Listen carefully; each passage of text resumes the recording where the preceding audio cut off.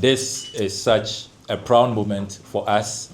It is the first time the Ministry of Foreign Affairs is doing this. We have been issuing diplomatic passports to diplomats, to politicians, to revered pastors, eminent chiefs, and then some officials on government assignment. That is what the NLC decree defines as the mandate, those who will be pursuing public work, carrying out mandate in the interest of the state. And so traditionally, it's been the politicians, the diplomats, our revered pastors, and our eminent chiefs.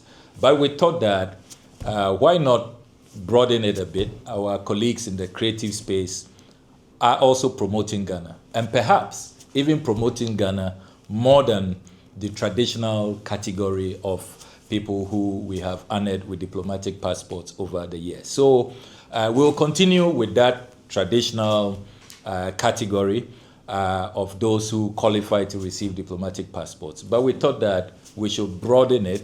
Under the law, the foreign minister has discretion to identify those who need diplomatic passports. And once I discussed with His Excellency the President, His Excellency John Dramani Mahama had no objection at all. He said that was a great list. You have covered all grounds, and these are people that he admires greatly. And so he gave us full presidential blessings to proceed, and that's why we did the announcement. Today is the day that the Lord has made. The diplomatic passports are ready. I want to thank my staff at the passport office. They processed this in record time. I know that Wadimaya, for example, was busy filming in Kenya, arrived only this afternoon, but he was able to take his biometrics and his passport has been printed. It was the hottest passport that I received. I could virtually feel the heat from the printer. And those who don't know how efficient Ghana's foreign ministry has become, this is another example. We've become very efficient, and Ghanaians are already confirming that now it is so smooth a process. They are receiving their passports in record time. It's been distributed to them via courier, so they don't have to stress to go to passport application centers across the country, in sometimes outside their regions, because we still have 7 regions without passport application centers. So imagine traveling all the way from Bolga, from Wa, from Oti to other regions for passport. But I'm delighted to confirm to you this evening that we've set a target. By December, we are going to make sure every region in Ghana has a passport application center. So we are solving that. And the first one will be commissioning, will be done this month in Bolgatanga. So the efficiency is very clear, and you can all attest to that. Now, I want to state for the record, and I want our colleagues in the media to highlight this. None of our distinguished Ghanaians here who have been honored today to receive these diplomatic passports applied for it.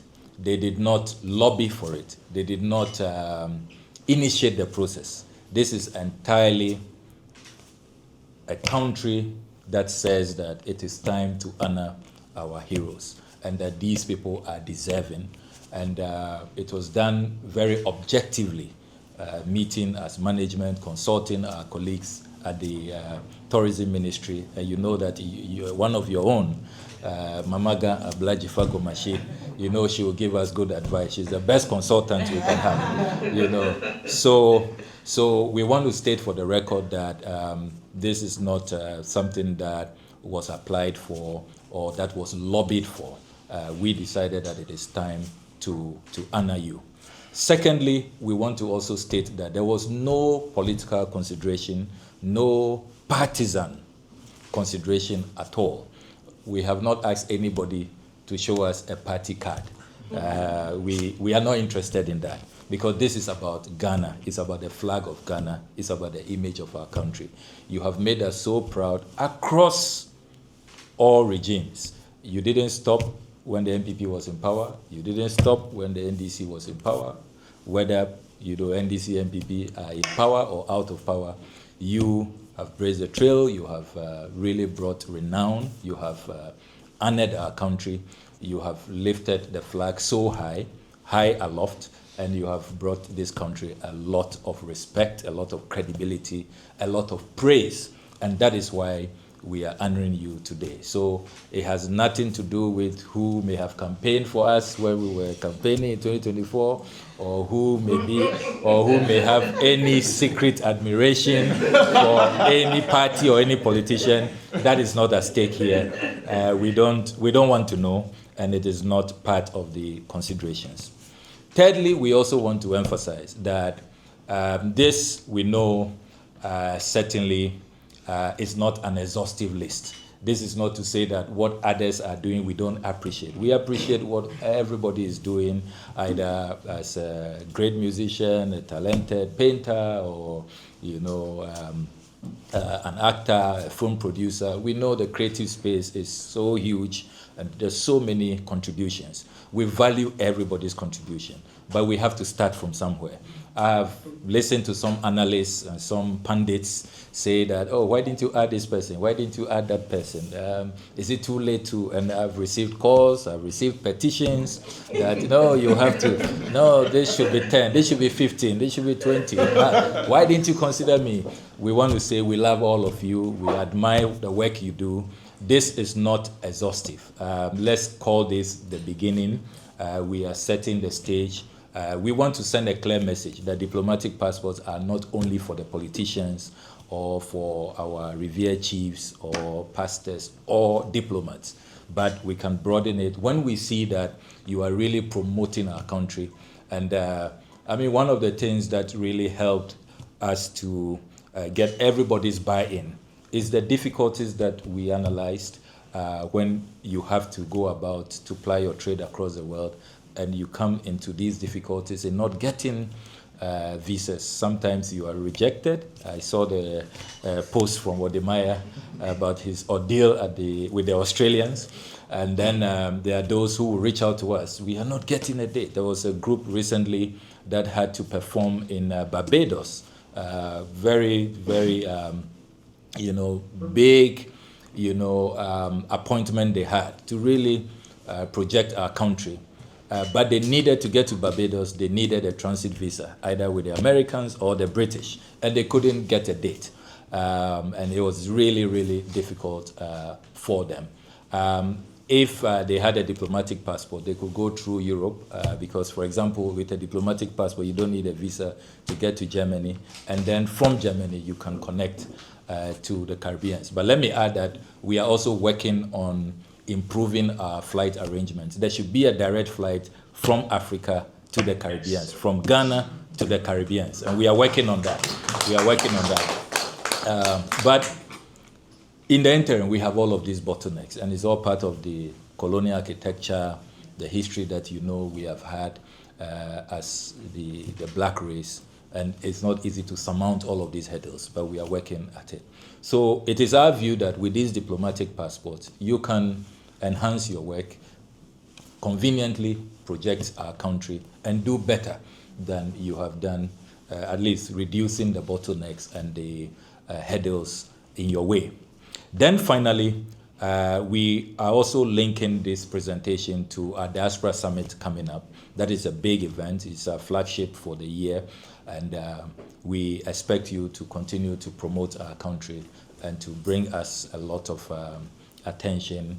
And we want the Diaspora Summit this year, scheduled for the 19th and 20th of December, to be one of a kind. Already we are receiving tremendous interest from the Caribbean, from North America, a lot of prominent people, activists, civil rights advocates, prime ministers, presidents. A lot of people want to participate, and we want it to be really an excellent event, and we'll be counting on you to help us do that.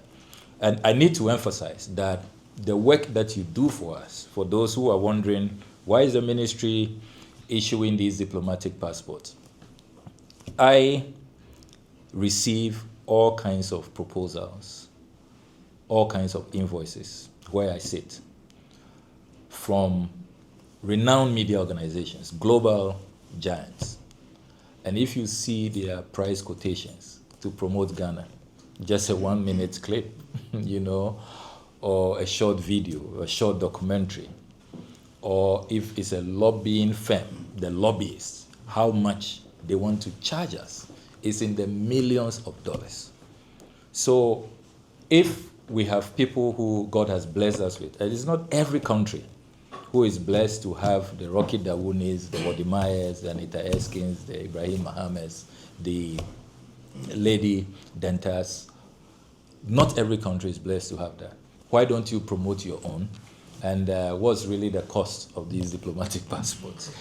But the advantage that it does for us, particularly as we pursue economic diplomacy, what this represents, the cost savings as compared to going to hire professionals, lobbyists, going to place an ad, for example, on CNN or on BBC or DW, just imagine the millions of dollars. So this really is a smart decision that we all have to applaud, and it's a patriotic one.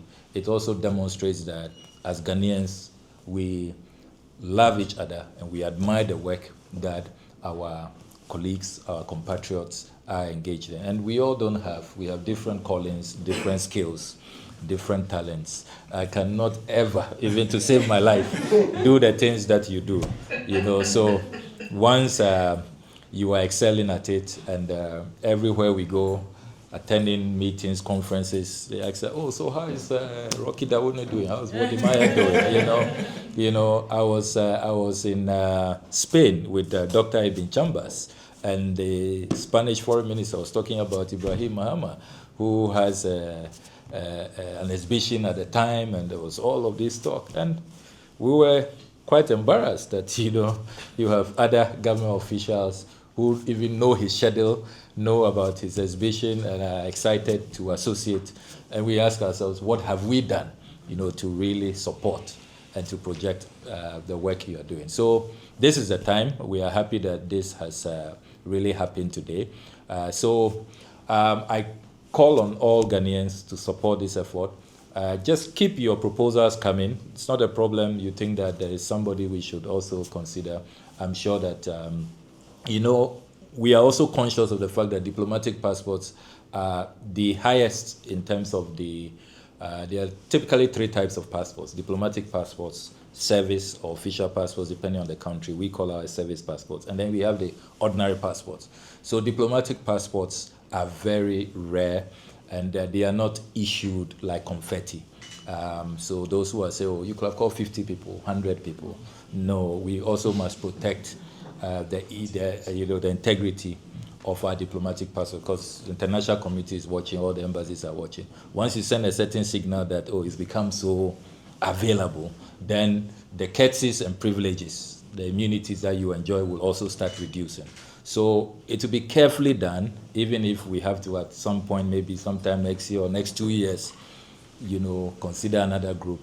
But we will not open the floodgates, so that we can protect the image of our diplomatic passport. Every country does that, and it's also about the integrity of our official travel documents. So these are the considerations, and that's why we couldn't open it as wide as some people expected us to do. But it's a very good selection, and I think that you all, if you doubted how Ghanaians love you and appreciate the work you do, I'm sure you all saw the response. Every Ghanaian, the number of congratulatory, I think that of all our decisions, look, see how hard we've been working this week. But as soon as we came close to these guys, so many praises and accolades, that we've done a great job. We are doing very well. So we thank all Ghanaians for the support. This has been very good, and I like how it has united our country. It's not always that, we should pursue partisan matters, but there are some matters that we should really put the country first. We should come together and be just nationalistic and patriotic, and just focus on the red, gold, green, and the black star. So thank you very much. This has been really great, and I'm so proud of this moment.